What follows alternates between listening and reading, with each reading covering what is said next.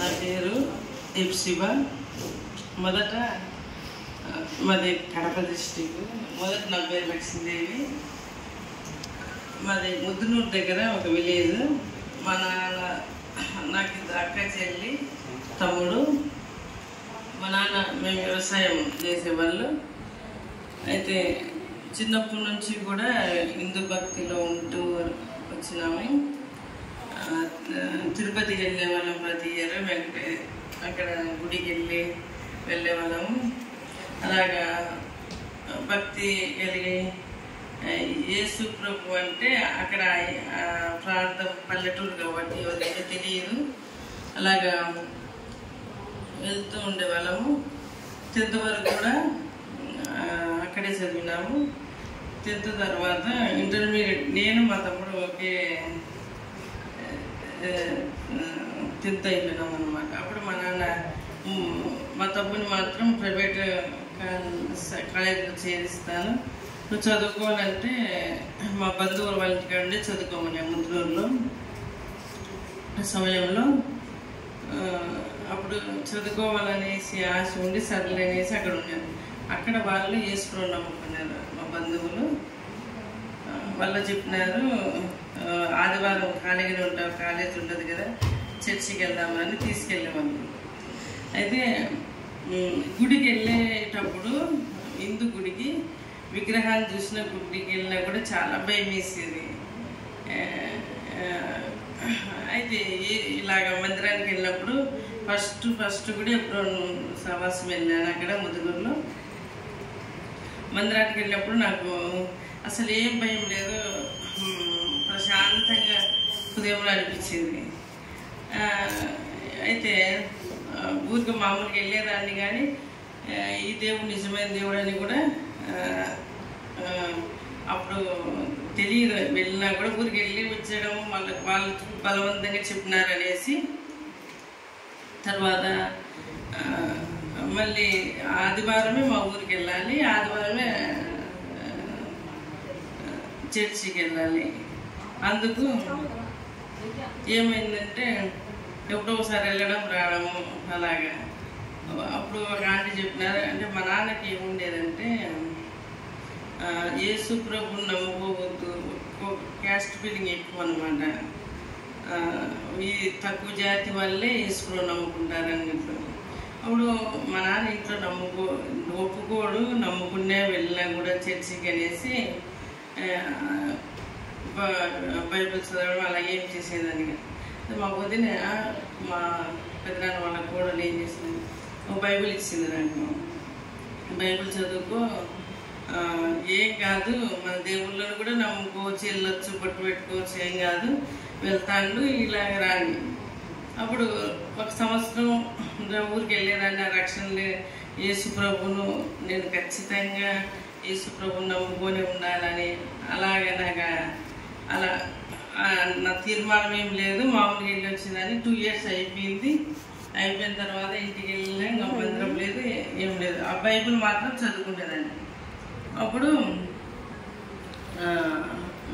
మామూలుగా హిందూస్ పచ్చబట్టు వేసుకుంటారు. అది లేకపోతే ఏదో చనిపోయిన తర్వాత మన తీసుకెళ్తా ఎలాగని చెప్పేవాళ్ళు అలాగా. అప్పుడు 8th class 9th class అప్పుడు ఏం చేశానంటే ఎలాగైనా కూడా అది వేసుకోవాలా, శరీరం మీద ఎక్కడైనా ఉండాలా కొంచెమని అనేసి ఆ భయంతో ఏం చేశానంటే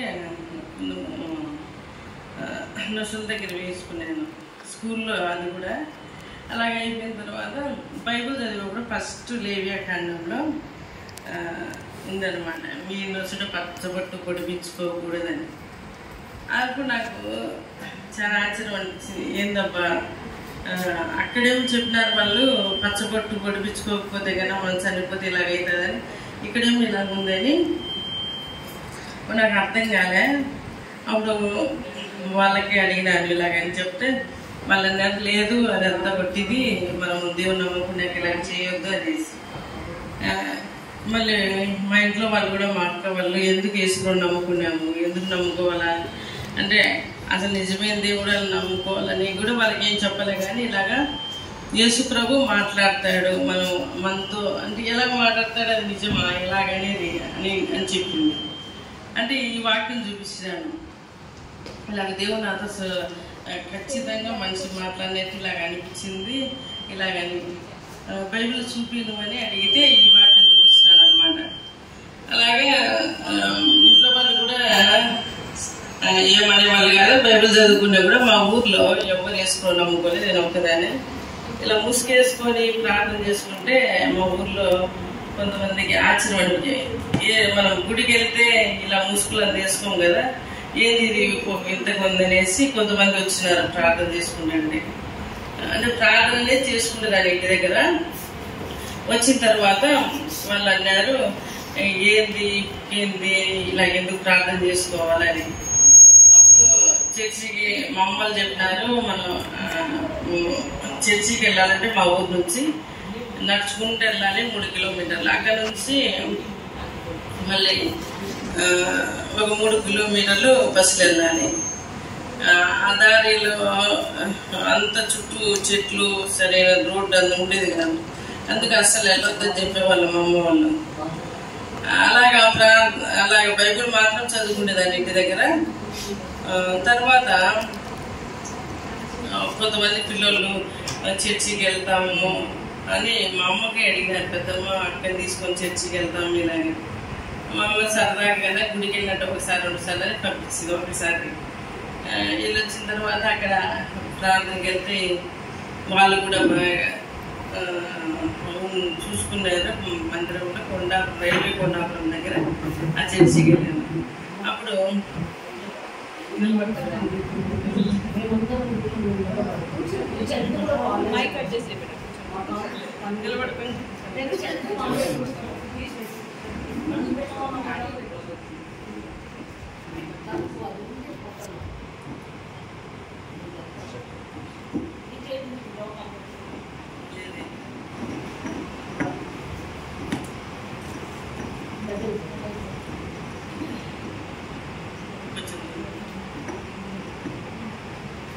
అలా అయిన తర్వాత ఇంకా వాళ్ళు ఏమన్నారంటే ఇంట్లో ఇంకా వెళ్ళొద్దు, చర్చికి వద్దేముంది, ఏదో ఒకసారి వెళ్ళాలి కానీ అలాగే వెళ్ళొద్దని చెప్పినారు. అప్పుడు ఒకసారి మా ఇంటికి అంకుల్ వచ్చినాడు. అంకుల్ వచ్చి, మీరు రావద్దు మా ఇంటికి, మా పిల్లలు అలాగే ప్రార్థనకి రారు, ఏదో సరదాగానే వచ్చినారని చెప్పింది మా అమ్మ. అప్పుడు ఇంకా వెళ్ళేదాన్ని కాదు, బైబిల్ చదువుకునేదాన్ని. అయితే దేవుడు ఎక్కడ లేని శాంతి యేసు ప్రభు చర్చికి వెళ్ళాక నాకు దేవుడు అలాగా ఇచ్చినాడు. ఎక్కడ గుడికి వెళ్ళి గుడి బయట కూడా మా పొలంలో ఉంటుండేది. గుడి బయట కూడా వెళ్ళి దారిలో వెళ్ళి రావాలని కూడా ఎంతో భయపడి ఆ దారిలో అసలు నడిచి వెళ్ళే వాళ్ళం కాదు. దయ్యంకి ఎలా భయపడతాం అలా భయపడేవాళ్ళం, గుడికి కానీ బయట కానీ. అంటే ఎందుకు ఇలాగ భయం అనేది అప్పుడు యేసు నమ్మకం అంత వివరణ కానీ అవగాహన ఉండేది కాదు. అలా బైబిల్ చదువుకునేదాన్ని, చాలా రోజుకు 2 అధ్యాయాలు, కొన్నిసార్లు 10 అధ్యాయాలు చదివేదాన్ని, ప్రార్థన చేసుకునేదాన్ని. అయితే చర్చికి మాత్రం వెళ్ళేదాన్ని కాదు. అలా కొంతకాలం తర్వాత ఇంకా ఏమైందంటే అంతవరకు వాళ్ళు ఏమనేవాళ్ళు కాదు ఇంట్లో. అప్పుడు ఒకసారి బొట్టు అన్నీ పెట్టుకునేదాన్ని. పెట్టుకుంటే బొట్టు మాత్రం మనం బొట్టు పెట్టుకుంటే దేవుని ముద్ర మన నొసుట ఉండదన్నట్లు ఒకసారి వాక్యం చెప్పినప్పుడు ఒక ఆంటీ చెప్పినారు. అప్పుడు బొట్టు తీసుకుంటే మా వదిన వాళ్ళు లేదు నల్ల స్టిక్కర్ పెట్టుకోవచ్చు అంటే, లేదు అప్పటి నుంచి పెట్టుకునేదాన్ని కాదు. ఇంట్లో వాళ్ళు ఎందుకు బొట్టు పెట్టుకోవాలి అనేవాళ్ళు కానీ దాని గురించి ఎక్కువ ఏం చేయలేదు. అలా మందిరానికి వెళ్ళే కానీ కొంతకాలం తర్వాత ఎప్పుడన్నా ఒకసారి వెళ్ళేదాన్ని. ఇంకా ఆ సమయంలో ఏమైందంటే మా నాన్న బాగా వ్యవసాయం, బాగా పొలాలు, మేకలు, గొర్రెలు అన్నీ ఉండేవి. మా నాన్న ఏం చేసినాడంటే వేరే వాళ్ళకి డబ్బులు ఇచ్చి వాళ్ళ ఆగిపోయి యేసు ప్రభువుని నమ్ముకునే ఆ సమయంలో ఏమైందంటే మా ఇంట్లో చాలా పేదరికం అయిపోయింది. అప్పుడు ఇంకా పొలాలు కూడా 2-3 సంవత్సరాలు పొలం పండలే. ఇంకా అలాంటి చాలా పరిస్థితి అయిపోయింది. ఇప్పుడు అప్పుడు ఏం చేసిందంటే పనికి వెళ్ళేదాన్ని, ఎవరికైనా వేరే వాళ్ళ పనికి వెళ్ళేదాన్ని. ఇంటికాడ ఏం చేయడానికి లేదు. మా పొలంలో కూడా పని చేయడానికి కూడా పొలం అంతా ఎండిపోయింది. ఇంకా ఆ పరిస్థితిలో అలా వెళ్ళేవాళ్ళం. అలాంటి సమయంలో వాళ్ళు నా మ్యారేజ్ గురించి కానీ ఏం చెప్పేవాళ్ళు కాదు, ఏమనేవాళ్ళు కాదు. తర్వాత మా నాన్న ఏం చేసినాడు, నా తర్వాత మాకు ముందు మ్యారేజ్ అయిపోయింది. మా చెల్లి ఉండేది నా తర్వాత. ఇంకా ఆమె కూడా పెద్ద అయిపోయింది అనేసి ఒక పొలం అమ్మేసినాడు మా నాన్న. పొలం అమ్మేసి ఏం చేశాడంటే పెళ్లి సంబంధాలు చూడడానికి స్టార్ట్ చేశాడు. అప్పుడప్పుడు వెళ్ళేదాన్ని. అయితే వాళ్ళు చెప్పినారు మందిరంలో రక్షణ మారు మనసు అంటే వాళ్ళు చెప్పినారు అక్కడ. తర్వాత నాకు దేవుడు అన్ని తీసుకొచ్చినాడు. కానీ మీరు యేసుప్రభు ఇందు నుంచి వచ్చినారు కదా, యేసుప్రభు నమ్ముకున్నారు. మీరు సినిమాలతో మా నాన్న చిన్నప్పటి నుంచి కూడా ఇంట్లో ఉంచేవాడు కదా, చదువుకో సరిగా అనేసి.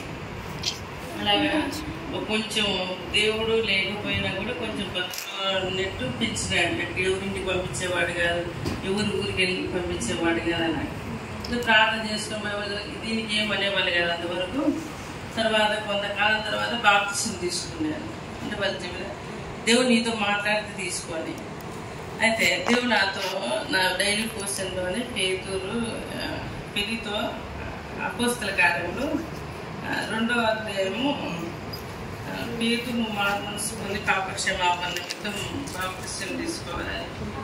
దేవుడు అలా నాతో ఆ వాక్యం ద్వారా మాట్లాడుతున్నప్పుడు వాళ్ళు చెప్పిన 2:38 ఆ వాక్యం ద్వారా అప్పుడు ఏం కాదు, మీరు యేసుప్రభువుని నమ్ముకున్నారంటే బంధనానికి వచ్చినారంటే మీరు దేవుని విశ్వాసం ఉంచినట్లే. ఆ దేవుని విగ్రహాలను ఏం చేయలేదు కదా. ఒకవేళ నువ్వు మ్యారేజ్ కోసం ధైర్యంగా నిలబడితే నీతో దేవుడు మాట్లాడుతున్నాడు కాబట్టి బాప్తిజం తీసుకున్నారు. అప్పుడు మా అమ్మ ఒక మాట ఏమో అమ్మకు చెప్పినాను, కానీ ఇంట్లో నాన్నకి ఎవరికి చెప్పలే. బాప్తిజం తీసుకున్నాను. బాప్తిజం తీసుకున్నాక వాగ్దానం కూడా ధైర్యం వహించుని మీ కార్య సఫలం చేయనుకుంటూ ఉంటారు. అంతవరకు వాళ్ళు ఏమనేవాళ్ళు కదా దేవుడి గురించి. మా పెద్దనాన్న నమ్ముకున్నారని అప్పటి నుంచి ఏం చేసినారంటే ఒక సంబంధం చూసినారు. అప్పుడు నాది మా నాన్న సంబంధం చూసినప్పుడు యెషయా గ్రంథము 45వ అధ్యాయం. అక్కడ అంటే దేవుడు ఇలా స్పష్టంగా మాట్లాడతాడని కూడా నాకు తెలియదు. కానీ ఆ సమయంలో దేవుడు నాతో ఈ మాట పదే పదే యెషయా గ్రంథం నేను తప్ప వేరొక దేవుడు చాలాసార్లు ఉంటుంది అధ్యాయం. అప్పుడు నాకు భయం వేసింది, ఒకవేళ మా అమ్మ వాళ్ళు ఖచ్చితంగా హిందూ మ్యారేజ్ చేసినారంటే పూలదండలు వేస్తారు, బొట్టు పెట్టుకోమంటారు అని. అప్పుడు చెప్పినారు వాళ్ళకు మంచిగానే నేను మ్యారేజ్ చేసుకుంటా, కానీ యేసుప్రభు నమ్ముకున్నోళ్ళకి చేసుకుంటాను. అప్పటి నుంచి మా నాన్న చెప్పినాడు, అస్సలు మేము చెప్పిన వాళ్ళు వచ్చినారు, 2-3 సార్లు వచ్చినారు మా ఇంటికి చూడడానికి. ఆ అబ్బాయి మగ పిల్లలు వచ్చి చూసి వెళ్ళారు. తర్వాత వాళ్ళ సిస్టర్స్ వాళ్ళు వచ్చినారు. వాళ్ళ నాన్న వచ్చినాడు, అమ్మ నువ్వు యేసుప్రభు నమ్ముకో, వివాహం చేసుకో. మా ఇంటికి వచ్చినా కూడా నువ్వు దేవుని నమ్ముకోలే అని చెప్పినాడు ఆయన. మా అమ్మ వాళ్ళు ఇంకా ఆ డబ్బులు ఈ వివాహం చేస్తే ఇంక డబ్బులు మేము పెట్టేసాం, లేదంటే కదా డబ్బులు మేము దేనికైనా అప్పులకి ఇచ్చేస్తామని వాళ్ళు ఉన్నారనమాట. అప్పుడు దేవుడు అది ఈ అధ్యాయం ద్వారా మాట్లాడేప్పుడు నాకు భయం వేసింది, చేసుకోవాలని చెప్పినాను. అలాగే మరి బాప్తిసం కూడా తీసుకున్నాను, ధైర్యంగా వివాహం కొరకు నిలబడతానని. అప్పుడు ఇంకా మా నాన్న చెప్పినాడు, నువ్వు మా ఇంట్లో అసలు ఉండొద్దు, వెళ్ళిపో, మేము చెప్తాము ఊళ్ళో అందరికి కూడా మా పాప ఏమన్నా తీసుకొని వెళ్ళిపోయింది అని చెప్తాము, నువ్వు మా ఇంట్లో ఉండొద్దని పాప కొట్టినాడు. ఇప్పుడు కొట్టేవాడు కాదు కానీ కొట్టాడు. మా చెల్లి కూడా అప్పుడు కొంచెం దేవుని మందిరానికి వచ్చేది. మా చెల్లి ఏం చేసిందంటే నన్ను కొడతాను, అమ్మాయి పారిపోయింది ఇంట్లో నుంచి, అంటే బయటికి. అప్పుడు ఇంకేం చేసేవాళ్ళంటే బైబిల్లో చదవద్దు, మీరు ఇంట్లో ప్రార్థన చేసుకోవద్దని ఇంకా ఎక్కువ హింసించేవాళ్ళు. బైబిల్ చదువుకోవాలంటే వాళ్ళు పండుకున్నాకనే చదువుకోవాలి, ఉదయం అయితే వాళ్ళు లేకముందే బైబిల్ చదువుకోవాలి. ఎవరు ఉండరు మన జాతిలో దేవుని నమ్ముకున్నారు, మీరేదో అలా నమ్ముకున్నారు, తక్కువ జాతుల్లో ఉంటారని వాళ్ళు పదే పదే అదే చేసేవాళ్ళు అనమాట. అయితే అప్పుడు ఒకసారి మందిరానికి వెళ్ళాను, సిస్టర్స్ రిట్రీట్. అప్పుడు ఇంకా వాళ్ళు నేను ఇంట్లో నుంచి వెళ్ళానంటే వాళ్ళు నిజంగానే కోపంలో చెడ్డగా చెప్తారు. అప్పుడు దేవునామానికి అవమానం, నా ద్వారా దేవునామానికి అవమానం అనేసి ఆ సమయంలో అప్పుడు వెళ్ళినప్పుడు ఒక వాక్యం చెప్పింది ఒక అన్ని, మనం మేలు చేత కీడు చేయించాలంటే ఎస్తేరు మేలు చేత కీడు చేయించింది, ఎలాగో ఉపవాసం ఉండి ప్రార్థన చేసింది. సరే ఎస్తేరు దేవుడు మన దేవుడు, మనకెందుకు చేయడు దేవుడు అని అప్పటి నుంచి తీర్మానం చేసుకున్నాయి. ఎలాగైనా దేవుడు నాకు వివాహం చేస్తాడు మా జాతీయులని అని. అలాగే వారానికి 3 రోజులు ఉపవాసం ఉండి ప్రార్థన చేసేదాన్ని. అలాగా ప్రార్థన చేస్తూ ఉన్నాను కానీ మందిరానికి అంత వెళ్ళేదని కాదు. అలా దాదాపుగా 5 సంవత్సరాలు అయిపోయింది కానీ నాకు మ్యారేజ్ అవ్వలే. అయితే దేవుడు నమ్మదైన వాడు, నిదానమైన చేస్తాడు. అంటే నా ఆలోచన అంతా కూడా మా జాతీయంలోనే దేవుడు చేస్తాడని. అయితే దేవుని తలంపులు వేరు, మన తలంపులు వేరు అన్నంటే దేవుడు అలా చేయలేదు. అప్పుడు మందిరానికి ఎంతో తర్వాత మధ్యలోనే ఇంకా ఏ పని లేదని కడపలోనే మహిళా ప్రాంగణం అని ఒకటి ఉంది. అక్కడ టైలరింగ్ నేర్పిస్తారు ఫ్రీగానంటే ఇంకా అయిపోయిన కాలేజ్ అందు అక్కడికి వెళ్ళి కొన్ని రోజులు టైలరింగ్ నేర్చుకొని ఇంటికి వచ్చి మళ్ళీ మిషన్ కొనేసి ఎన్ని బట్టలు కుట్టేంత పని వెళ్ళి పంపించేవాళ్ళు కదా మందిరానికి. అయితే అప్పుడు ప్రార్థన చేసుకుంటే నేను అనుకున్నాను వారానికి 1 రోజైనా మందిరానికి ఖచ్చితంగా వెళ్ళాలి. ఎందుకంటే దేవుడు ఈ సృష్టి అంతటినీ కూడా 6 రోజులు చేసి 7వ రోజు విశ్రాంతి దినము. అయితే దేవుడి కంటే మళ్ళీ పని ఏం గొప్ప కాదు. ఎలాగైనా అలా ప్రార్థన చేసుకుంటే దేవుడు అద్భుతంగా ఏం చేసినాడంటే, మాది పల్లెటూరు కాబట్టి మా స్కూల్లో 3 పోస్టులు అయితే టీచర్గా వాళ్ళు ఒకేసారి వచ్చేవాడు అనమాట. పిల్లలు ఎక్కువ. అప్పుడు వాళ్ళు చెప్పినారు అక్కడ చదివి ఖాళీగా ఉండాలి కదా, విద్యా వాలంటరీగా ఇక్కడ మీ సర్టిఫికెట్ అని తెచ్చి ఇక్కడ జాయిన్ అవ్వచ్చు అని చెప్పినారు స్టార్టింగ్. అలాగే ఇంకా అలాగే జాయిన్ అయినాను విద్యా వాలంటరీగా మా ఊరు స్కూల్లోనే. అప్పుడు చెప్పినాను మా ఇంట్లో వాళ్ళకు, ఇప్పుడు నేను ఏ పని చేసినా కూడా ఎంత చేసినా ఆదివారం చేయను కాబట్టి డబ్బులు రాదు. అయితే దేవుడే నాకు ఇలాగా ఉద్యోగం ఇచ్చినాడు కాబట్టి ఆదివారం దేవుడే ఇస్తాడు నాకు డబ్బులు. అలా కట్ చేయరు కదా ఆదివారం, మనకు నెల కరెక్ట్గా ఇచ్చారు అని చెప్తే ఇంక వాళ్ళు దానికి ఏం చెప్పలే. ఇంక సరైన అప్పటి నుంచి ప్రతి సండే మందిరానికి వెళ్ళేవాళ్ళము, మందిరానికి వచ్చేవాళ్ళము. ఇంట్లో ఏది నష్టమైనా కూడా మేమే కారణము, మీ వల్లనే మా ఇంట్లో నష్టమైంది, మీరు ఇంట్లో నుంచి వెళ్ళిపోవాలి దయ్యాలలాగానే చాలా హింసించేవాళ్ళు. పెళ్లి చేసుకోవాలి, మాకు అవమానం, పల్లెటూరులో మిమ్మల్ని చదివించి మీకు ఇంత చేసి చాలా అలాగే వాళ్ళు విపరీతంగానే వాళ్ళు.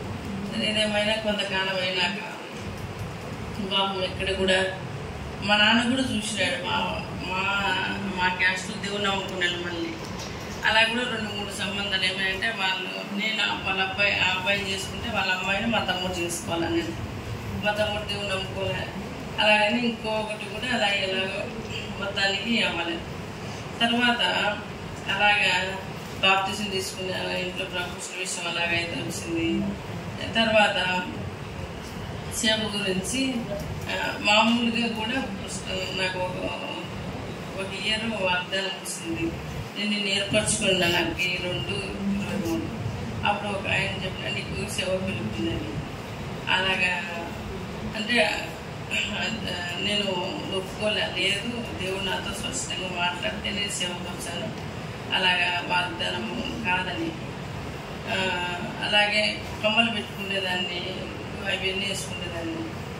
అయితే ఒకసారి దేవుడు స్పష్టంగా ఆదికాండంలో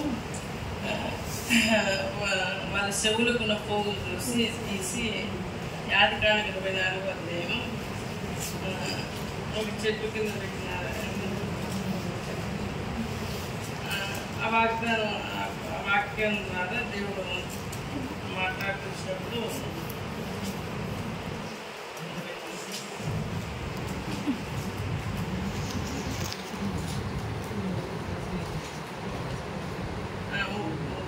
అధ్యాయము 4వ వచనం, వారితో యుద్ధం నాణ్య దేవత యాకోబు నాకు అప్పగింపగా అని. అప్పటికి బొట్టు పెట్టుకునేదాన్ని కాదు, కమ్మలు ఒకటి ఉండేది.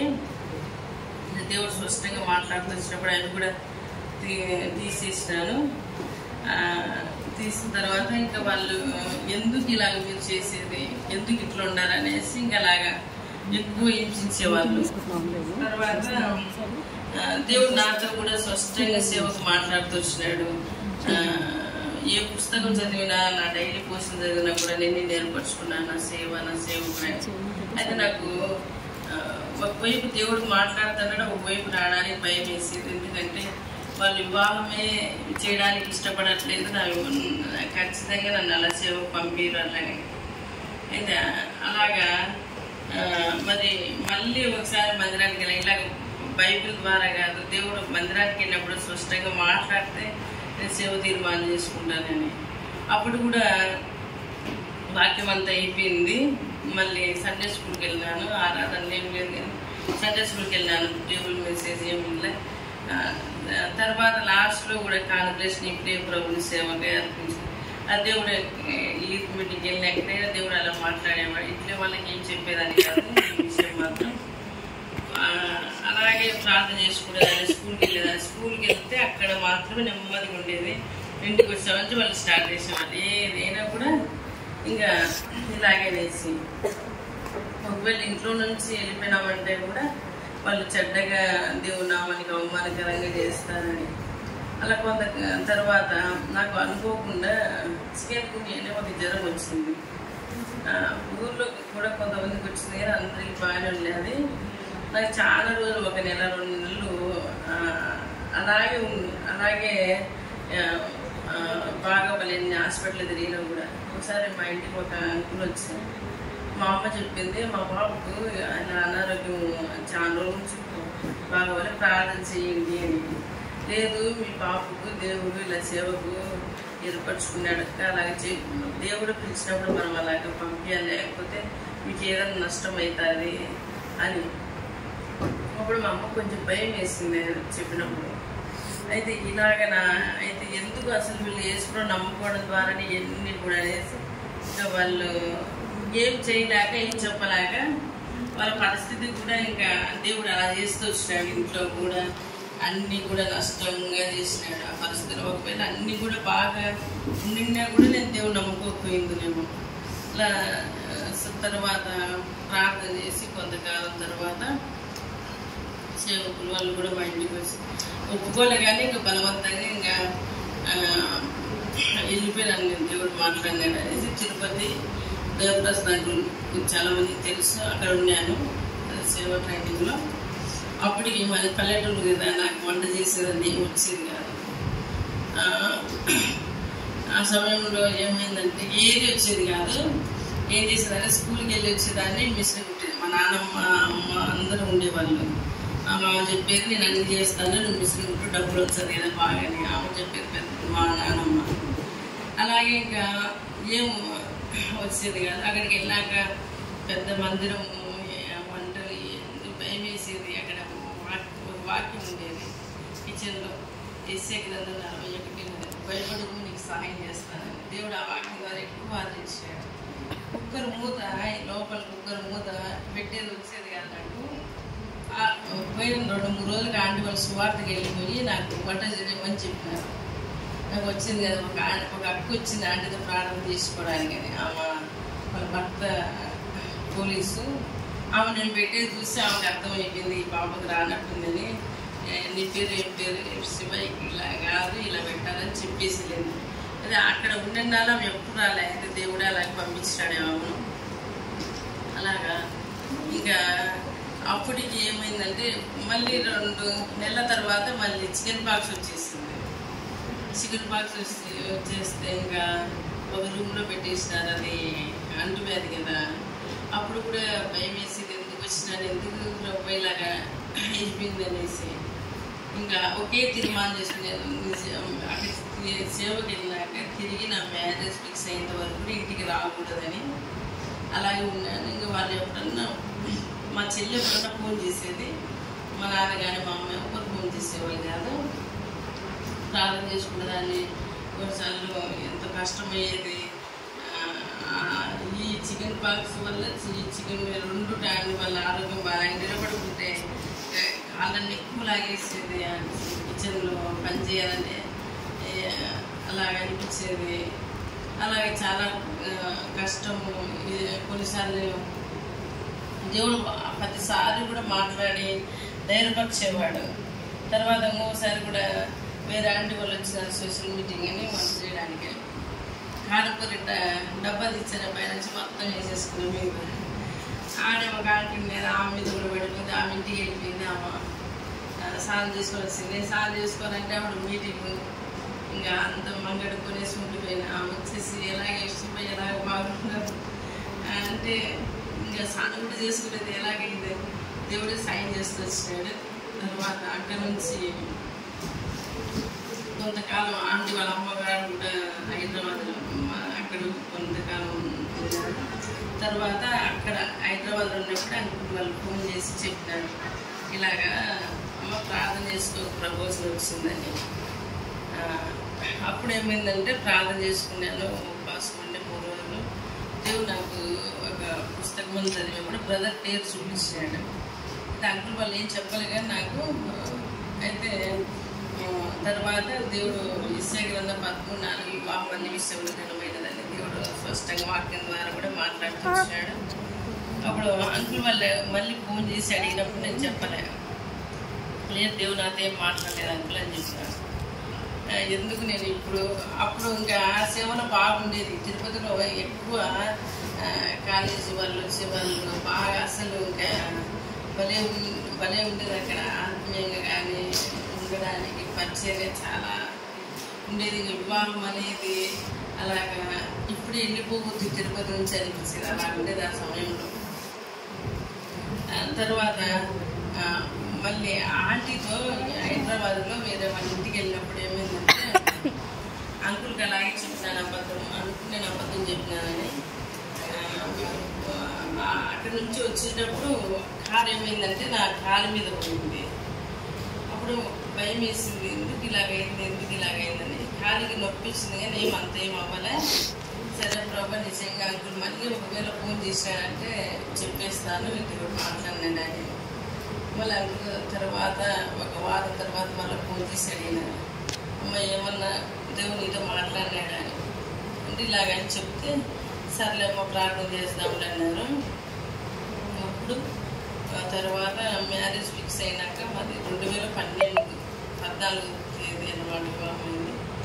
అప్పుడు ఇంటికి వెళ్ళి రమ్మని చెప్పినారు. ఇంటికి వెళ్ళి హైదరాబాద్ నుంచి ఇంటికి వెళ్ళి తిరుపతికి వచ్చేయని చెప్పినారు. అప్పుడు వెళ్ళాను ఇంటికి. అప్పుడు మ్యారేజ్ ఫిక్స్ అయింది. ఇంకా 1 వీక్ ఏమన్నారు. అప్పుడు తర్వాత వివాహం అయిపోయింది. ఏప్రిల్లో తిరుపతిలోనే అక్కడ కాన్ఫరెన్స్ని పెట్టి మాది ఇంకో సిస్టర్ వాళ్ళది. తర్వాత వివాహం అయిన తర్వాత అయితే నార్త్ ఇండియా అని దేవుడు నాతో కూడా ముందు ఎక్కడ ఇలాగా సేవలు ఏం చేయాలి అని దేవుడు అనేకసార్లు నాతో మాట్లాడుతూ వచ్చా. నాకు అలాగా ఉండేది. మళ్ళీ అపోస్తల కాలంలో కూడా ఒకసారి చెప్పిన తర్వాత తిరుపతికి వచ్చినాక ఇలాగా నువ్వు వెళ్ళేది ఒరిస్సాకు, అన్న ఒరిస్సాలో ఉంటాడు, చాలా కష్టం అని.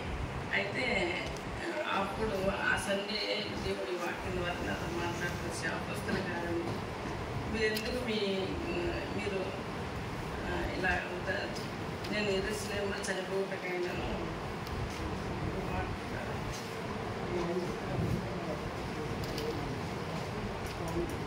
గుండెలు భర్తలు చేసుకుని వచ్చాను.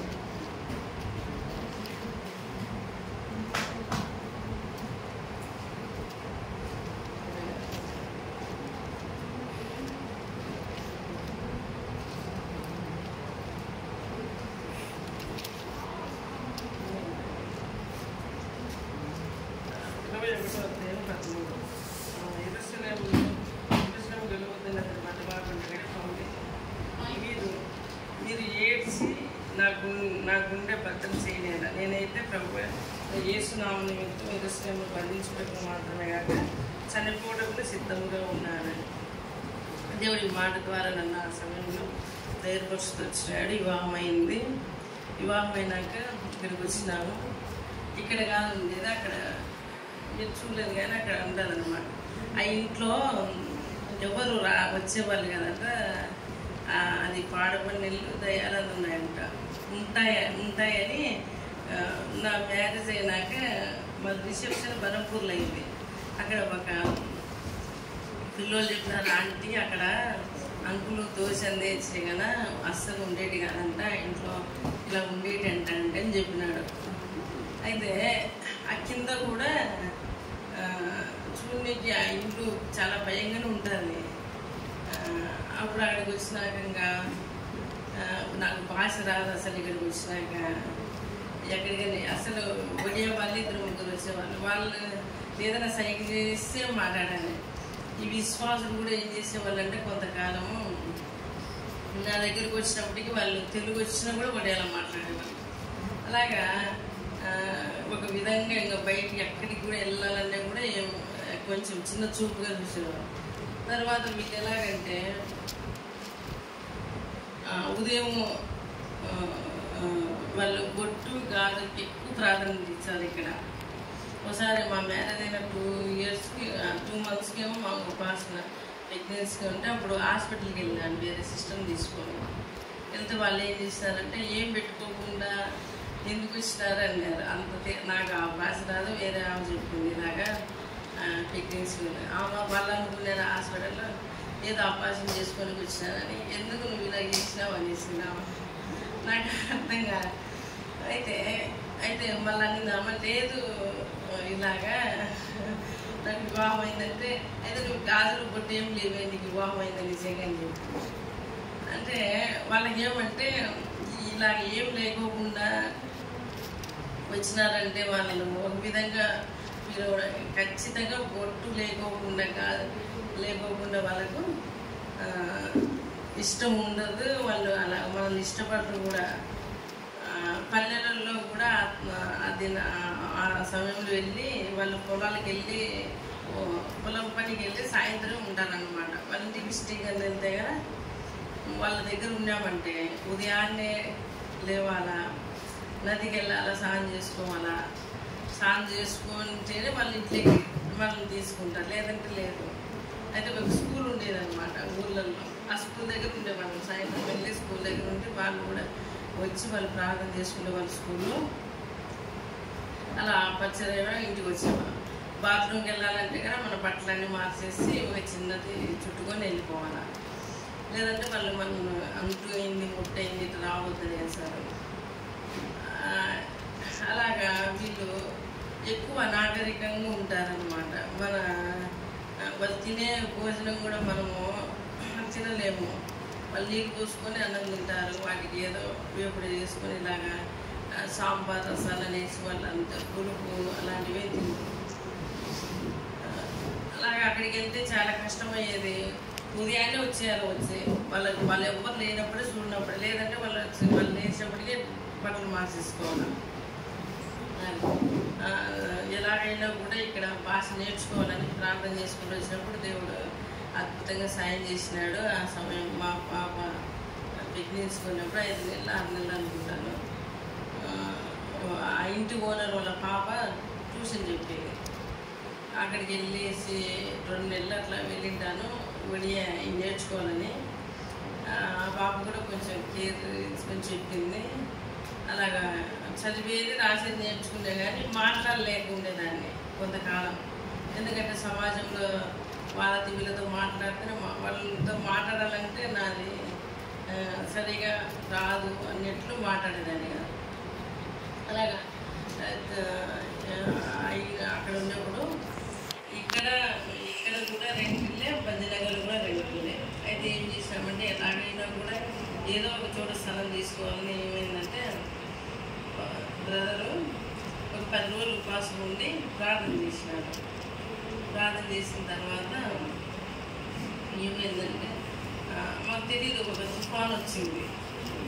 ఆ తుఫాను మామూలుగా అనుకున్నాం కానీ పైన ఉండే కింద అంతా కూడా ఇలాగా రూమ్ ఉంటాయి. పైన ఒక రూమ్ ఉంటుంది, చుట్టూ గోడలు ఒకటి ఆయన ట్యూషన్ చెప్పుకోవడానికైనా ఒక రూమ్ ఉంటుంది, హాల్ లాగా. ఆడ ప్రార్థన చేసుకునే వాళ్ళము, ఇంట్లో ఉండేవాళ్ళం అన్నమాట. అయితే చుట్టూ గోడలు పాడబడిన గోడలు అయి ఉండేవి. అప్పుడు ఆయన ఏం చేశాడంటే వేరే ఏం చేసిందంటే నేను మీ ఇంటికి ఎక్కువ డబ్బులు ఇస్తానంటే ఆయన ఏం చేశాడంటే మీరు ఉండొద్దు ఇక్కడ, మీరు వెళ్ళిపోండి, మేము వేరే వాళ్ళని చూసుకుంటామని చెప్పేసినాడు. వేరే చోట ఇంటికి చోట అడిగినా కూడా ఒకసారి నేర్పించడానికి కూడా వచ్చినాడు. వచ్చేసి అసలు అంతా కూడా చూసినాడు. ఎక్కడ టెంపుల్ స్థలం తీసుకోవాలి, ఎక్కడ కూడా ఫ్యామిలీకి తీస్తాము, కానీ మీకు ఇలాగ ప్రార్థనలు భజనలు చేసుకుంటూ మేము పంపిస్తున్నాడు.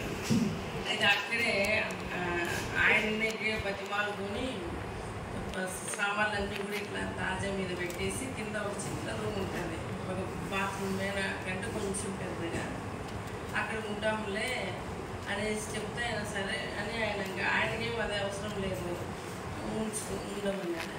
అప్పుడు ఏం చేసామన్నామంటే ఇక్కడ 3 రోజులు అక్కడ 3 రోజులు బంజారాలు ఉండేవాళ్ళం.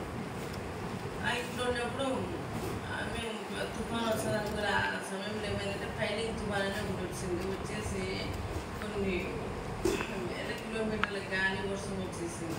పగులంతే మన రాత్రి ఏమైందంటే 1 గంట 12 ఆ సమయంలో ఇంకా అది ఇల్లు కూడా సరిగా పునాది లేదు, కింద పండుకునే కానీ ఆ ఇల్లు కొంచెం సేకిచ్చినట్లు అనిపించింది. అప్పుడు బ్రదర్ ఏం చేశాడంటే పైన వాళ్ళు ఎలా ఉన్నారో చూస్తాననేసి వెళ్ళినాడు. వెళ్ళినప్పుడు చుట్టూ గోడలన్నీ పడిపోయినాయి. సరే గోడలు పడిపోతుంటే వాళ్ళు ఏం చేసినారు, ఇక్కడ ఉంటే మీ ఇంట్లో ఎక్కడ వెళ్ళిపోదామనేసి వాళ్ళు వచ్చేస్తున్నారు అన్నీ పెట్టేసుకొని. ఈ బ్రదర్ ఏం చేశాడు, నన్ను మా పెద్ద పాపను తీసుకొని వెళ్ళిపోదామనేసి వచ్చినప్పుడు కింద ఈ బీమ్ అనేది పడిపోయింది. అప్పుడు గట్టిగా వేసేసాడు బ్రదర్ ఎప్సుకోలా. నాకు ఇంకా ఈ బ్రదర్ మీదనే పడిపోయిందేమో అనుకున్నాను. అయితే ఇంకా ఇక్కడ ఉంటే మంచిది కాదు, మనము ఇంకా వర్షము గాలి తుఫాను ఇంకా ఎనిగి నుంచి వెళ్దామన్నాడు. ఎనిగిలో ఓపెన్ ఉంటుంది ఇంటికి.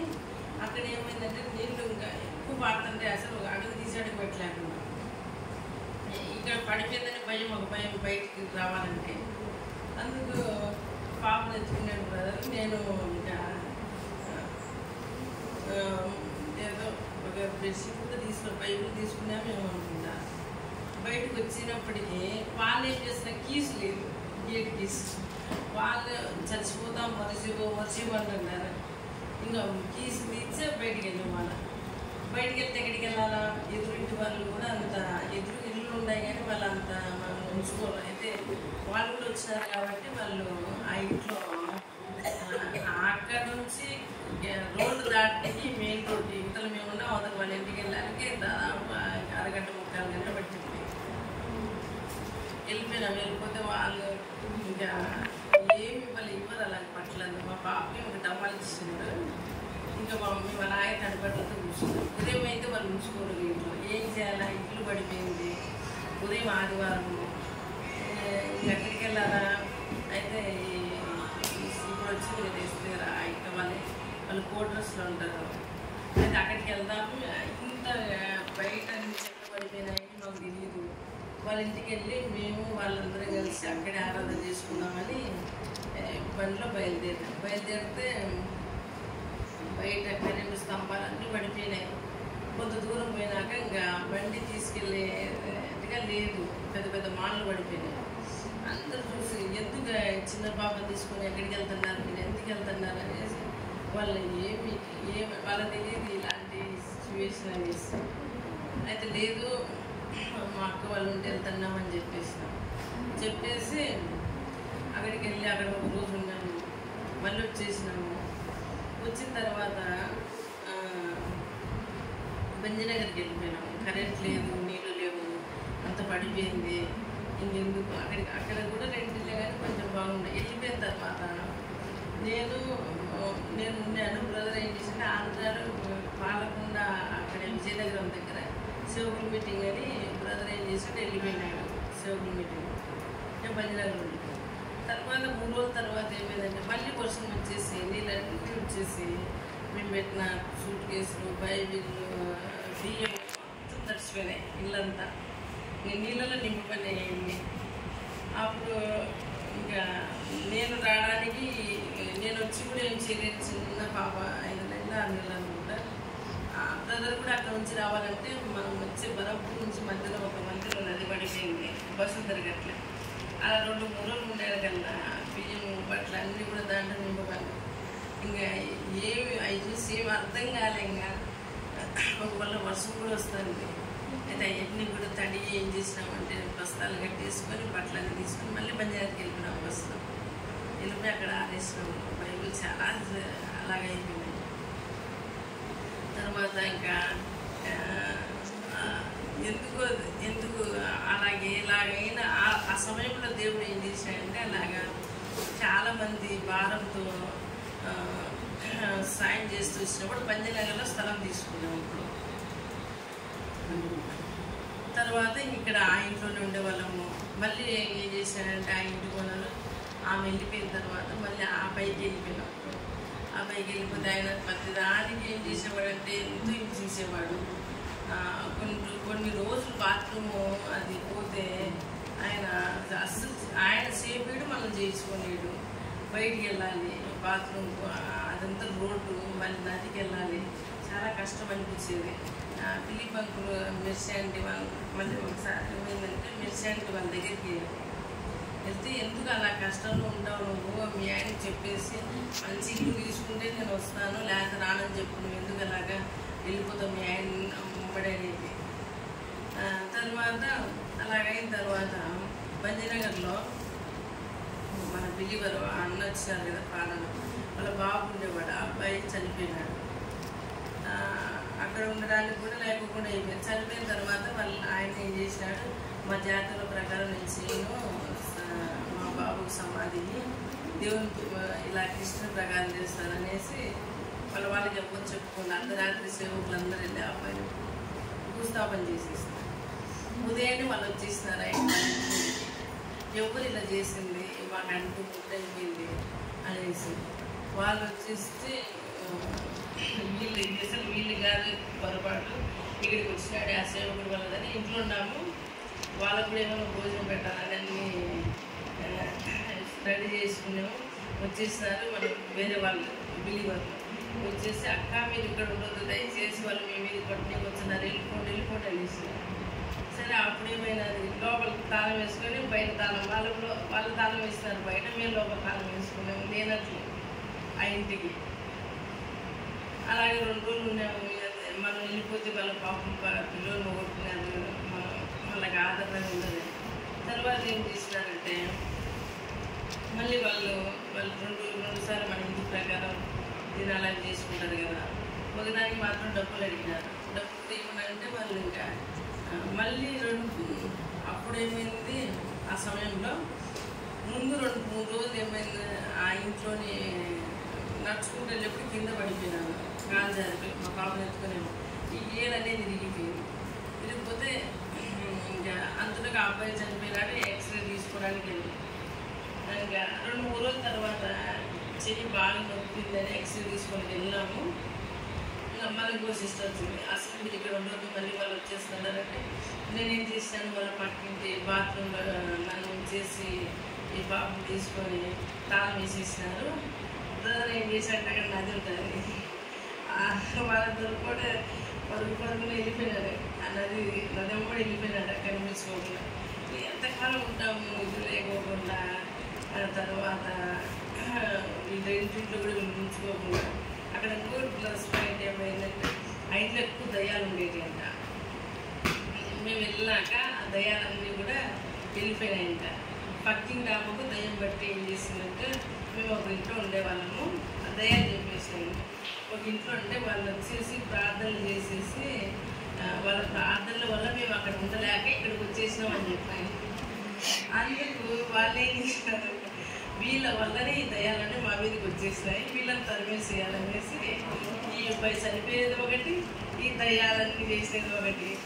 అందుకు ఏం చేశారంటే వాళ్ళు అస్సలు ఉండొద్దని వచ్చి ఇంకా వెళ్ళిపోయారు. ఇక్కడికి వచ్చిన నమస్కారం వచ్చి ఇక్కడ కట్టు కడతారు, అక్కడ కట్టు కట్టించుకున్నాను.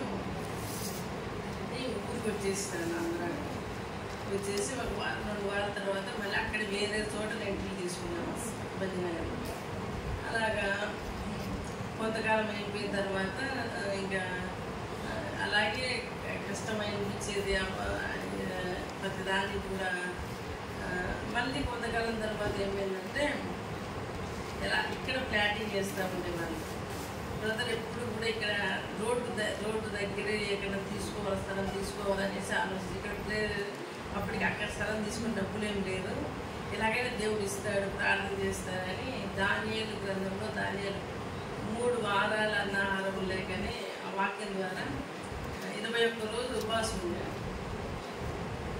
ఉండే తర్వాత మళ్ళీ ఏమైందంటే అంత వర్షం రాలే, కానీ వర్షం మామూలుగా వచ్చింది. అందరూ ఉన్నారు ఇళ్ళల్లో. నది 2 నదుల మధ్యలో ఉంటారనమాట. ఒక సైడ్ నది తెగిపోయింది. తెగిపోతే నీళ్ళన్నీ కూడా వచ్చేసి ఇక ఫస్ట్ కింద గ్రౌండ్ ఫ్లోర్ అంతా కూడా నింపుకోండి. మేము పైన ఉండేవాళ్ళం కదా, అక్కడ పాత ఉదయం మధ్యరాత్రి చూస్తే ఎక్కడ విషయం నీళ్ళు ఉన్నాయి. అప్పుడు ఇంకా భయం వేసేసింది. ఎలాగా ఇంకా బయటికి పోవడానికి లేదు, ఇంట్లో ఉండి ఏమైతామో కూడా తెలియట్లే. అలా నీళ్ళు లేవు, కరెంట్ లేదు, మోటార్ లేదు, ఏం లేదు.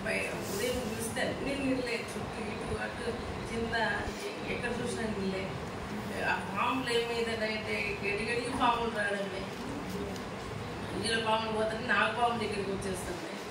అక్కడ ఈయన అవన్నీ కూడా చంపిన వీళ్ళకు పాములను చంపితే వాళ్ళకి అస్సలు ఒప్పుకునేవాళ్ళు కాదు. ఏమంటే వాళ్ళకి తెలియదు నీళ్ళల్లో వచ్చేసి. అలాగా ఎందుకు అలాగా నీళ్ళలో ఉండిపోయిన 2-3 రోజులు అలాగే అయిపోయింది. అయిపోతే ఆ రాత్రి డోర్ వేసుకుని పట్టుకున్న తర్వాత మధ్యరాత్రి ఏమైందంటే తలుపులు భయంకరంగా కొట్టేస్తుంటారు. ఏదో తలుపు తీసామంటే భయం అవతల ఎక్కడికి వెళ్ళలేము, ఏం చేయాలి. వీళ్ళకు మెలకు లేదు ఇద్దరికి. మెలకు ఉండి గట్టిగా మనం వెళ్ళామంటే మేము చేయాలి. ఇద్దరు వాళ్ళు అలాగే ఇద్దరం మోటార్చి ప్రార్థన చేస్తున్నాము. ఈ చప్పుడు ఎక్కువైతుంది. తలుపు తీద్దామంటే అస్సలు, ఎందుకంటే చుట్టూ ఎవ్వరు లేరు. ఆ చుట్టుపక్కల అందరు వెళ్ళిపోయినారు. నీళ్ళతో ఉండాలి, ఎవరన్నా రావడానికి కూడా ఎవరు రాలేని పరిస్థితి అప్పుడు. అయితే ఏయో దురాత్మలు ఏయో మరి అలాగే భయపడుకుని కూర్చున్నాయేమో. అలాగా చాలా కష్టం అయిపోయింది. ఉదయం వరకు ఉదయం ఏమి లేదు. దేవుడు అనేకసార్లు దేవుడు అలా కాపాడుతూ వచ్చినాడు. ఆ సమయంలో కూడా కాపాడుతూ వచ్చినాడు.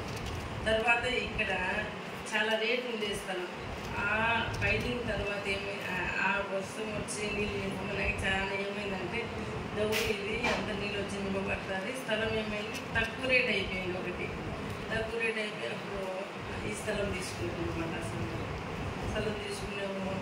తర్వాత దేవుడు కృప చేత అందరూ ప్రార్థన చేత స్థలం అయిపోయింది. పునాది వేసినాము. పునాది వేసినప్పుడు కూడా ఏమైంది, పునాది వేసినాము. వాళ్ళు వచ్చేసినారు ఆంధ్ర వాళ్ళు పని, కానీ అస్సలు తెలియదు. లాక్డౌన్ పడిపోయింది. లాక్డౌన్ పడిపోతే వాళ్ళు వచ్చి ఉన్నారు. వాళ్ళు ఇంకా ఎన్ని రోజులు అసలు ఇలాగ కరోనా వచ్చి ఇన్ని రోజులు ఇలాగ లాక్డౌన్ చేస్తారనేసి అసలు తెలియదు. వాళ్ళు ఉండి తర్వాత ఏం చేయాలి, అందరూ వాళ్ళకి గొడవ వచ్చేసింది. మేము ఎన్ని రోజులు అక్కడ ఉంటాం, ఎలాగా ఏదో ప్రేమతో వచ్చినాం పని చేయడానికి అనేసి. ఒక లారీ వెళ్తాను, అది ఇక్కడ నుంచి విజయవాడ వరకు ఏమో తిరుగుతుంది. వచ్చేసి ఆ లారీ వెళ్ళిపోయినాక ఫస్ట్ సారి కాబట్టి ఎవరు తెలియక అక్కడ వాళ్ళ పాపం వెళ్ళిపోయినాక వాళ్ళు బయట చేసినారు. గుళ్ళకి రానికి అవ్వదు, మీరు వేరే ఎక్కడికి వెళ్ళి వచ్చినారు అనేసి. మా ద్వారా వాళ్ళకి కూడా ఏమైందంటే కష్టమైంది. పునాది అయిపోయింది. అలాగా ఈ కష్టం తర్వాత ఇంకా ప్రార్థన చేస్తా అన్నాము. అప్పుడు బ్రదర్కి ఏమైందంటే యాక్సిడెంట్ అయిపోయింది. నాకు కూడా తెలుసు, అందరూ ప్రార్థన చేసి తెలిసినారు. లాక్డౌన్లో ఉదయం పూట ఈ రోజులాగా 8 నుంచి 10 వరకు అక్కడ ప్రార్థన, ఇక్కడ మళ్ళీ 10 నుంచి స్టార్ట్. కొంతమంది వచ్చిన వాళ్ళు దగ్గర వాళ్ళు బ్రదర్ ఒక్కడే వెళ్ళిపోయినాడు. వెళ్ళి రిటర్న్లో వచ్చేటప్పుడు వేరే వాళ్ళు వచ్చేసి కొట్టేసినారంట. నాకు తెలియదు అసలు. ఆ బ్రదర్ చిన్న ఫోన్ ఉండేటప్పుడు ఆ ఫోన్లో నుంచి అక్కడ బ్రదర్కి ఫోన్ చేసినాడు. ఇలాగ నేను ఉదయం వస్తున్నాను ప్రార్థనకి. వెళ్ళిన తర్వాత ఆ నెంబర్ ఉండేదన్నమాట ఫోన్లో. వీళ్ళు ఏం చేశారంటే అక్కడ పడిపోయి తల బాగా ఇక్కడ నుంచి ఇక్కడికి బాగా ఇట్లా చేయి పెడితే కూడా ఇట్లా ఇంతవరకు వెళ్తారనేసి వాళ్ళు చెప్పినారు. అంత ఓపెన్ అయిపోయింది. బ్రెయిన్ కూడా కొంత పెద్ద బ్రెయిన్ ఉంటే కొంత పోయింది అని అది బాగా అనిపించేదని మన బిలీవర్ నేను చూడలేదు, అది చెప్పేవాళ్ళం. అక్కడ అయిపోయి నాకు ఏమైందంటే వాళ్ళు ఫోన్ చేశాను, మీ వాళ్ళకి ఎవరికో తల వెళ్ళిపోయింది, 2 ముక్కలు అయిపోయింది, ఇలాగా చేతులు పెడితే ఇలాగా లోపలికి వెళ్ళేది ఇలాగ అయిపోయింది. అది నేను అనుకున్నాను బ్రదర్కి అట్లా రాత్రి కూడా పచ్చడికి వచ్చేటప్పుడు కూడా సాయంత్రం పచ్చడి ఉన్నాయి ఏదన్నా అట్లా 2-3 సార్లు అయినాయి చిన్నగా, మామూలుగానే అనుకున్నాను నేను కూడా. వాళ్ళు ఏం చేశారు, అంబులెన్స్ రాలే, వాళ్ళు పిలిచిన 5 గంటలకు తీసుకెళ్ళారు మంజనగర్ హాస్పిటల్. అక్కడ వాళ్ళు దూరం చేశారు, వాళ్ళకేం తెలియట్లే, ఇంకా రక్తం కారిపోతానే ఉంది. అక్కడ ఇది చూసేసి ఆ బిల్డింగ్ ఒక ఆయన చేసి ఇలాగే కూర్చొనేసి ఇంకా కడిగి ఆయన కింద ఉంటున్నారు ఆ హాస్పిటల్. వాళ్ళు చెప్పినారు అక్కడకి ఏం కాలేదులేండి, మీరు ఏం భయపడదు, బరంపూర్ తీసుకెళ్ళిపోదాం అన్నాను. అప్పుడు నేను అనుకున్నాను మీరు బరంపూర్ తీసుకెళ్ళారు, 2-3 రోజులు బాగా అయిపోతుంది, అందుకనే మీరు అది చెప్తున్నారు అనుకున్నాను. కట్టుతోనే అంత కట్టుకట్టేసినారు, బరంపూర్ తీసుకెళ్ళిన అప్పటికే చేయి కాలు అనేది హ్యాండ్ ఇచ్చేవాడు కాదు, కానీ ఈ చేతనే నేను అంబులెన్స్లో వచ్చేసినాను. అక్కడి నుంచి ఇక్కడ నేను అదే అంబులెన్స్ ఎక్కేసినాను. ఒక జొతి బట్టలు పెట్టేసుకున్నాను, 2-3 రోజులు వచ్చేసాను. లాక్డౌన్ పిల్లల్ని ఇక్కడ వదిలేసినాను. ఇంకా అక్కడికి వెళ్తే వాళ్ళు ఏం చేసినారంటే వెంటనే మీరు విశాఖపట్నం వెళ్తే మంచిదన్నారు. అప్పుడు నేనే బ్యాంక్ పుస్తకం కానీ నా ఏటీఎం కానీ ఏమి నా ఏదైతే ఉండేది కదా, ప్రతి ఉండేది కానీ పురానికి కొంత డబ్బులంతా పెట్టేసి ఎంత 2,000 ఏమో ఉండేది. అది కూడా ఒక ఆయన ముసలాయన ఏం చేసినాడంటే లాక్డౌన్లో మందానికి రాని పనికి వెళ్ళేవాడు. ఒక బైబిల్ తెచ్చి నాకు నేను పని చేస్తున్నాను కదా, డబ్బులు తీసుకెళ్ళి కొంత ఎత్తిపెట్టు, తర్వాత నేను అడుగుతాను మందరికి, అప్పుడు చూడండి. ఆ ఏటీఎంలో డబ్బులు ఉండేది కూడా తీయడానే నాకు తెలియదు, అది నెంబర్ కూడా సీక్రెట్ నెంబర్ వెళ్ళలేను. ఆ డబ్బులు నేను అనుకున్నాను 4,000 ఆయన ఇచ్చినాడు అనుకుంటా. సరే 2,000 అయిపోతుందేమో, ఒకవేళ 4,000 తీసుకెళ్తాను మీ ఇంటికి తెచ్చేస్తాను బరంపూర్ వరకు అని అందరూ తీసుకున్నాను. ఆయన ఇచ్చిన డబ్బులు తీసేసుకొని వెళ్ళిపోతే వాళ్ళు సిటీ స్కాన్ తీసినారు, బ్రెయిన్ అనేది కనిపిస్తుంది, పుట్లు సరిగా ఇక వాళ్ళు అర్థము ఎన్నికలకి లోపలికి వెళ్ళిపోయి వాళ్ళు అలాగే పుట్టేసినారంట. ఇంకా తర్వాత అక్కడ సిటీ స్కాన్ మీద తీసి మేము మీకు పంపించాం వాట్సాప్లో, మీరు వెళ్ళిపోయినది బరంపూర్లో ఒక అన్న తెలుగుగానే ఉన్నాడు, వెళ్ళిపోయినా అప్పుడు అక్కడి నుంచి అక్కడికి 10,000 చెప్పేసినాడు. మామూలుగా అది అంబులెన్స్ తీసుకెళ్ళాలని డబ్బులు ఏం లేదు. అయితే ఆ సమయంలో ఈ పంకులు అనుకుంటా అక్కడ బరంపూర్లో అన్న వాళ్ళ బ్యాంక్కి తెచ్చి ఆయన తీసేసినారు డబ్బులు 10,000. ఆ 10,000 తీసుకొని వెళ్ళిపోయినాను. ఆ 10,000 ఆయనకి చేసినాను. ఒక 2 వచ్చినారు నాతో, సిస్టర్ వచ్చింది. అయితే వాళ్ళు ఎవరైనా ఉండాలని కూడా అక్కడ కష్టం, ఎందుకంటే మళ్ళీ ఇంత దూరం రావాలంటే ఏం ట్రైన్లు లేవు, బస్సులు తిరగట్లే. వాళ్ళు వచ్చినారు. నేను అనుకున్నాను ఒక నెల 2-3 రోజులు అయిపోతుంది. అసలు ఆపరేషన్ అంటున్నారు కానీ వాళ్ళు దేనికి ఆపరేషన్ చేస్తారో తెలియట్లే. హాస్పిటల్ దగ్గర తీసుకెళ్తానే దాదాపు 9-10 అయింది, ఈ టైం ఏంటంటే. అప్పుడు ఆ డాక్టర్ చెప్పినాడు, చూసిన వెంటనే 3 లక్షలు అయిపోతుంది అన్నాడు. ఏం కాలేదు, 20 లక్షలు అయిపోతుంది అంటుంటానే అనుకున్నాను.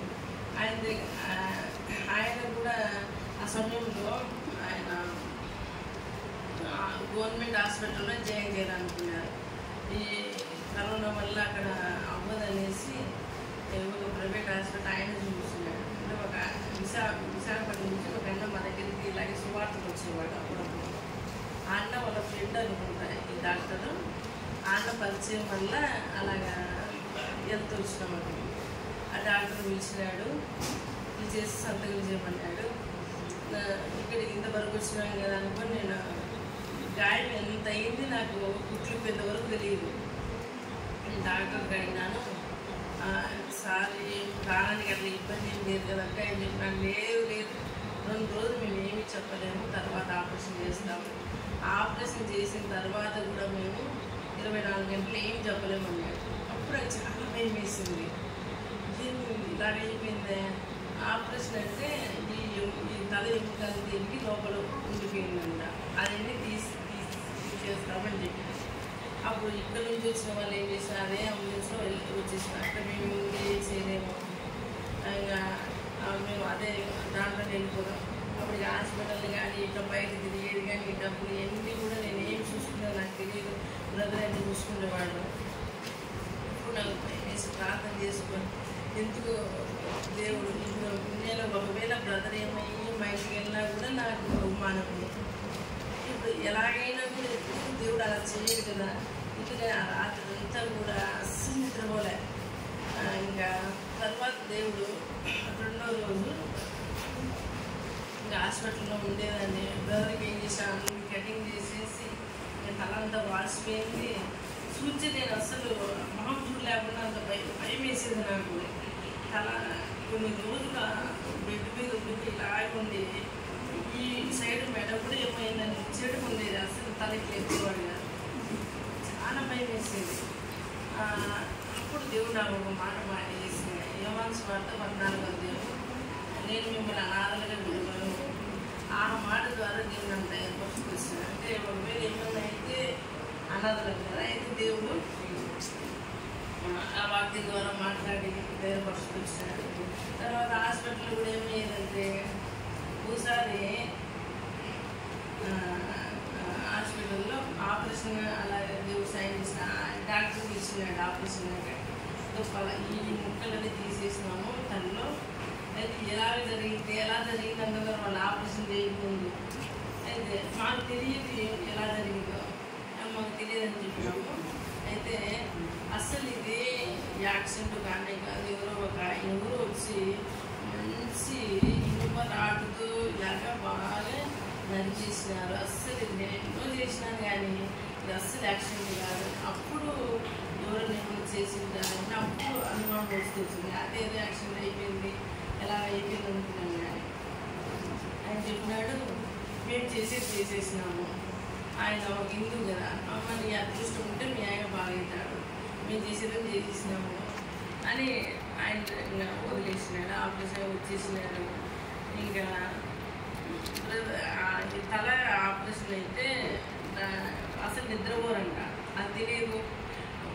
ఒక ఆంటీ ఏం చేసిందంటే నేను పట్టుకు మీకు తెలియదు కదా అది ఎలా పెట్టేది నేను చేసుకొస్తాను. పప్పు ఒక దొండకాయ బీన్స్ వేపుడు తెచ్చేస్తే బ్రదర్ కొంచెం తినేసాడు. అయితే అప్పటికి అవి ఏమి తినకపోతే ఏమైనా లిక్విడ్ అలాంటివే వాడాలని చెప్పినారు. తిన్న తర్వాత కడుపు అంత ఏమైందంటే ఉబ్బిపోయింది ఫుల్గా. ఇంకేమన్నాడు బ్రదర్, నేను చచ్చిపోతే బ్రతగా ఒక అన్నం వచ్చింది. మొన్న నువ్వే చూసుకో పచ్చడి ఉందని అసలు ఏం చేయలేదు. నేను రాను ఒకసారి నేను పచ్చడి కడుపు ఏం చేయాలో అర్థం కదా. అసలు చెప్తే వాళ్ళనే వాళ్ళు ఎందుకు ఇలాగా అయిపోయింది అన్నారు. మేమేం చేస్తామని వాళ్ళు ఏం చేసేవాళ్ళు కాదు. అస్సలు ఎవరైతే హాస్పిటల్లో ఉంటే వాళ్ళు తోడుగా వాళ్ళు ఏం చేసేవాళ్ళు అంటే ఆ రోజు వాళ్ళకి జ్వరం రావాల్సిందే. జ్వరం రాని పోలు వేసుకోవడం. ఒకసారి ఏమైందంటే ఛాయ్ అడిగినాడు. స్టార్ట్ చేశాడు 11కు. ఇంకా ఛాయ్ అప్పుడు దుకాణంలో ఉండదు. ఇంకా ఆ రోజు కొన్ని 100 సార్లు అడిగింటాడు ఛాయ్ తెచ్చేయలేదు. దుకాణం దగ్గర కూడా అక్కడికి రాను హాస్పిటల్. అది అసలు తాగింది లేదు, ఏం లేదు. అయితే అలా ఏదంటే ఇంకా అలాగే అనేవాడు అనమాట. చాలా కష్టమైంది. ఏం ఎలాగంటే ఒకవైపు ఏమైంది, వీళ్ళు ఇక్కడ ఉండిపోయినారు. వీళ్ళని ఎలా తీసుకురావాలా లాక్డౌన్. అప్పుడు బ్రదర్ ఏం చేశాడంటే ఇక్కడ నుంచి బైక్లో ఇచ్చాపురం వరకు తీసుకొచ్చాడు. వీళ్ళను ఇచ్చాపురం తీసుకొచ్చి అక్కడ నుంచి ఏదో మాట్లాడుకొని తీసుకొని వచ్చాడు. లాక్డౌన్ ఎందుకు అర్ధరాత్రి వస్తే లేకపోతే పోలీసులు పట్టుకున్నారంటే కష్టం, ఎక్కడికి వెళ్తున్నారు. వీళ్ళు వచ్చిన తర్వాత పిల్లలు ఇంకా మా అప్పు ఉండేది ఒక వారం 10 రోజులు ఆమెతో మళ్ళీ వెళ్ళిపోయినారు. తర్వాత మా మధ్య వాళ్ళు ఉండే వాళ్ళు కూడా ఏం చేసినారంటే కొన్ని రోజులు ఉన్న తర్వాత మా బ్రదర్ వాళ్ళ చిన్నక్క ఉంటారు, చిన్నప్ప ఆమె కొంచెం దేవుడు అంత ఉండదమ్మా. దేవుడు ఆమె ఏం చేసిందంటే వాళ్ళందరికీ మా ఆయన్ను ఇంటికి నెల్లూరు తీసుకెళ్ళాలని ఆపరేషన్ అయిన వెంటనే. అయితే ఈ సంవత్సరం వాళ్ళందరూ ఫోన్ చేసి చెప్పినారు, అమ్మ మీరు ఎక్కడ మీ ఆయనకు తల ఓపెన్ చేసి మళ్ళీ క్లోజ్ చేసి మళ్ళీ ఓపెన్ చేయడానికి అవ్వదు, ఇన్ఫెక్షన్ అసలు అవ్వదు, మీరు అక్కడ నుంచి వెళ్ళొద్దని.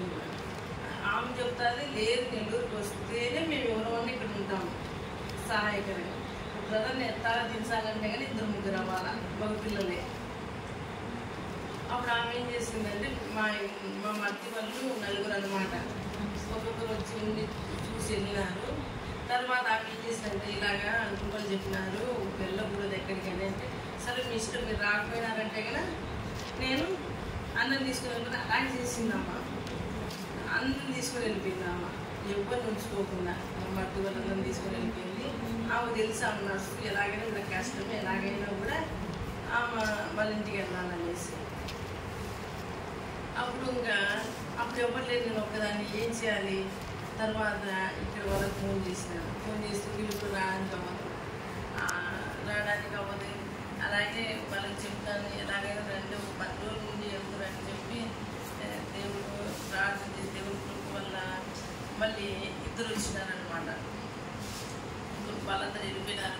వాళ్ళందరూ వీళ్ళు 2 వచ్చి ఉండేవాళ్ళు అక్కడ ఉంటారు కదా. అడుగు తీసి అడుగు పెట్టేవాడు కాదు బ్రదర్, కూర్చోవాలి లేపాలని తిరిగేవాడి, బాత్రూమ్ వెళ్ళేవాడు కాదు. ఎంతకాలం ఇలాగ ఆమె చెప్పింది పిల్లగారు బామ్మ ఇంతకాలం అని మీ ఆయన బాగైతుందని చెప్పలేను, కాలు వస్తుందో రాదు, చేరు వస్తుందో రాదు. నరాలు అనేది చేతికి కాలుకి వచ్చిన నరాలు కట్ అయిపోయినాయి. నేనేం చేయగలను చేస్తే కరెంటు పెట్టగలను. డాక్టర్ 2 నిమిషాలు అడిగారు, సార్ కాలు చేయలేదంటే నువ్వు ప్రార్థన చేయి మీ ఇష్టం అలాగే ఆయన చెప్పేవాడు. అలా కొంతకాలము వాళ్ళు వెళ్ళిపోయినారు. వెళ్ళిపోయిన తర్వాత ఇంకా నేను ఈ పిల్లలు ఉంచుకొని ఉండేదాన్ని. అలాగా తర్వాత మా అత్తకు కోవిడ్ వచ్చేసి ఆమె చనిపోయింది. అసలు అక్కడికి వెళ్ళిందంటే బ్రదర్కి మళ్ళీ కోవిడ్ వచ్చేసి ఇన్ఫెక్షన్ తొందరగా అనుకొని ఏమైతే దేవుడు ఏం చేసిన మెయిన్గా అనేసి అక్కడ వెళ్ళిపోకుండా ఆపేసినాడు. ఇంకా అసలు వాళ్ళు రాలే. వాళ్ళు అలా ఉండిపోయినారు. ఇక్కడికి రావాలని నాకు ధైర్యం లేదు. బ్రదర్ అనేవాడు నేను ఎక్కడికి వెళ్ళను, ఒరిస్సా కదా నేను వెళ్ళను, అసలు ఒరిస్సాలో అడుగు పెట్టను ఏం పెట్టను అనేసి నేను ఎక్కడికి వెళ్ళని ఏం చేయను ఇంకా అనేవాడు. నన్ను చూసి చాలా బాధపడి చెప్పేవాడు, నన్ను వివాహం చేసుకుని కింద కష్టం అయిపోయింది, ఎవరిని చేసుకుని ఎంత బాగుండు ఇంకా అనేసి చాలా బాధపడేవాడు. ఇంతలోకి మా అత్త వాళ్ళు చదివి అలాగా విశాఖపట్నంలో కూడా మళ్ళీ ఏమైంది కొంతకాలం ఉండేవాడిని మేమే తెచ్చి చేసుకున్నాం. వాళ్ళు కూడా ఏం చేశారంటే మళ్ళీ కోవిడ్ వస్తుంది ఇలాగైతుంది మీరు ఉండడానికి వాళ్ళు కూడా ఏం చేస్తారంటే అక్కడ ఉండొద్దని వేసినారు. మళ్ళీ ఏం చేయాలి, ఇక్కడికి రావడానికి ఇల్లు ఏం లేదు, ఆ ఇంటికి తప్ప వేరే ఇల్లు అడిగితే వాళ్ళు ఇవ్వమన్నారు. మళ్ళీ ఆత్మకూరికి అక్కడికి వెళ్ళి అక్కడ మళ్ళీ 2 నెలలు ఉండేసి తర్వాత ఇక్కడికి దేవుడు స్పష్టంగా మాట్లాడినాడు. జక్కనగందరూ జరుబబేలు ఏ చేతులు పునాదేస్తాయి అదే చేతులు దాన్ని పూర్తి చేస్తాయని ఆ వాక్యం ద్వారా కొంచెం ధైర్యంగా వచ్చిన తర్వాత కూడా ఇంకా పునాది ఒక్కటే అయిపోయింది. ఆ ఇంట్లోనే ఉండే వాళ్ళము కష్టమయ్యేది. ఇంకా దేవుడు చాలా నమ్మదైన వాడు, కృపసూపుతూ వచ్చినాడు. అలాగే దేవుడు సాయం చేస్తూ సరే నాకు ఒకటే అనిపించేది, ఇప్పుడు పని ఆగిపోయింది. అయితే ఒకవేళ బ్రదర్కి ఇలాగ ఈ పని ఆగిపోయిందని దేవుడు చేసినాడని రాదు, ఎలాగైనా కూడా మందిరం కట్టబడాలని కొంతకాలం అక్కడ వచ్చినప్పటి నుంచి మందిరం అయ్యేంత వరకు కూడా ఉపవాసం ఉండేదాన్ని. పూట తినేసి అలాగే దేవుడు అద్భుతంగా బ్రదర్కి బాగాలేని పరిస్థితులు కూడా దేవుడు సాయం చేసి మందిరం కింద కట్టుకోవడానికి. అది అయిపోయిన తర్వాత మళ్ళీ ఏమైంది, కారు పిల్లలు ఇక్కడే అది బ్యాగ్ చేసేప్పుడు వాళ్ళు ఏం చేశారంటే ఒకటి నొక్కేసి టేబుల్ మొత్తం ఇరిగేసి చేరిగిపోయి ఇక్కడ కింద పడిపోయినారు. ఒక్క నిమిషంలోనే అయితే గట్టిగా అరిచేసినాడు బ్రదర్. కానీ మేము అనుకున్నాము బాగాలేదు కదా, అందుకే ఏం కాలే ఇలా అరిచేసినాడు అనుకునేసి. ఇంకా కొంతసేపు మా పాప చిన్న పాప స్కూల్కి వెళ్ళి 11కి వచ్చేస్తుంది. ఆ పాప వచ్చి నాకు చూసేసి ఇంకా అస్సలు మాట్లాడలేము. ఒక 10 నిమిషాలు ఎంత పిలుచుతున్నా పలకలే. అనుకునే ఇంకా ఏమో చనిపోయినాడు అనేసి. అయితే వాగ్దానం దేవుడు నాలుగు కూడా అన్నాడు కదా. మళ్ళీ అది దేవుడు చేసేసినాడు. మళ్ళీ నీళ్ళు కొట్టేసి అలాగే చేస్తే కొంచెం వచ్చేసింది. అయితే కాలు అడుగు తీసి అడుగుపెట్టలేకుండా ఈ కాలు అనేది ఇలాగే అయిపోయింది. బాగలేని కాలే ఇక్కడ మీద ఇప్పుడు జాయింట్ అనేది ఇరిగిపోయింది. హాస్పిటల్కి వెళ్ళిపోతే అక్కడ వాళ్ళు చెప్పినారు కొంచెం ఇక్కడ 2 సార్లు కష్టమైపోయింది. వాళ్ళు చెప్పినారు అది ఇరిగిపోయి ఇలాగైంది, అలాగైనా ఆపరేషన్ చేయాలి. ఇంకొక ఆయన చెప్పినాడు. ఏం చెప్పినాడంటే గవర్నమెంట్ హాస్పిటల్ చూసి ఆయన చెప్పాడు లేదు ఏం కాలే, మామూలుగా ఏదైనా కట్టేసి బాగా ఏదంటే ఇక్కడ దగ్గరలో పోయి కట్టు కడతారు, నాటు కట్టులాగా అది కట్టించేస్తే అదేమైందంటే బాగాలేని కాలు లోపల ఇరిగిపోయి మొత్తం ఇంతలా అయిపోయింది. కాలంతా కూడా అయిపోయి ఇన్ఫెక్షన్ లాగా అయిపోయి బ్లడ్ అంతా అక్కడక్కడక్కడ క్లాట్ అయిపోయింది. ఇంకా మళ్ళీ ఎందుకు అంకుల్ ఫోన్ చేసినాడు సంపూర్ణ బ్రదర్ అన్న బాగాలేదు ప్రార్థన చేసేసినాక తిరుపతిలో దేవదాస్ అంకుల్ అని అంకుల్ చూశాడు ఎక్స్రే. లేదు ఇక్కడైతే మోకాల దగ్గర అయితే అవుతుంది కానీ ఉప్పు దగ్గర అయితే అస్సలు అది కట్టుకోదు, ఎలాగైనా కూడా ఖచ్చితంగా మీరు అర్జెంట్కి వెళ్ళి ఆపరేషన్ చేసుకుంటే మంచిదని చెప్పారు. అప్పుడు స్కూల్ ఉంటాయి, మళ్ళీ స్కూల్ పిల్లలకు ఇంకా ఇక్కడ నుంచి వెళ్ళాలంటే బస్సులో అవ్వదు, ట్రైన్ అవ్వదు, మళ్ళీ వెహికల్ వెళ్ళిపోయి హాస్పిటల్కి వెళ్ళినప్పుడు చాలా అవస్థ అయిపోయింది. విశాఖపట్నంకి తీసుకెళ్ళాలని అక్కడ డాక్టర్ చూసేసినాడు.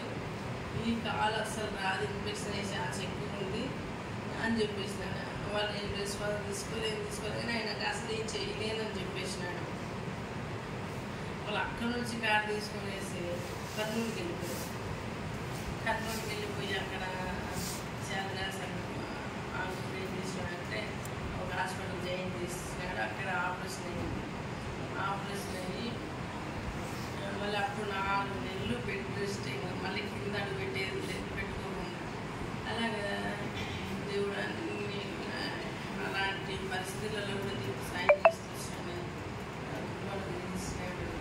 మళ్ళీ అక్కడి నుంచి మళ్ళీ 2 సార్లు చేసినాము. తర్వాత ఇంకా దేవుడు ఈ విధంగా సాయం చేస్తూ వస్తున్నాడు. సరే మా కోసం మీరు ఎంతో ప్రార్థన చేస్తున్నారు. బ్రదర్ ముందు యాక్సిడెంట్ అయినప్పుడు కూడా చాలామంది సమర్పించుకుంటూ కూడా వచ్చినారు. దేవుని కృప అందరూ ప్రార్థన ఇది నా దేవుడు ఇక్కడ ఏదో సాయం చేస్తూ వచ్చినట్టు. మళ్ళీ ఒకవేళ చాలామంది బ్రదర్ బాగా ఫోన్ చేసి చెప్పేవాళ్ళు ఎలాగైనా మీరు మళ్ళీ వెళ్తారు, మందిరం కడతారు, మేము ప్రార్థన చేస్తామని. అయితే అస్సలు నేను అలాగా అస్సలు ఇక్కడికి వస్తామని కానీ మళ్ళీ ఇలాగా అస్సలు నేను ఊహించలే. దేవుడు నమ్మదైన వాడు అనుకునేదానికంటే ఆశ్చర్యకరంగా సాయం చేస్తూ వచ్చినాడు. అలాగా ఇంకా పరిచయం కోసం మందిరం కోసం కూడా ప్రార్థన చేయండి. తర్వాత ఇంకా సంపూర్ణ ఆరోగ్యం కూడా ప్రార్థన చేయండి. దేవుడి సాక్షి తీసుకోండి. ఆమేన్.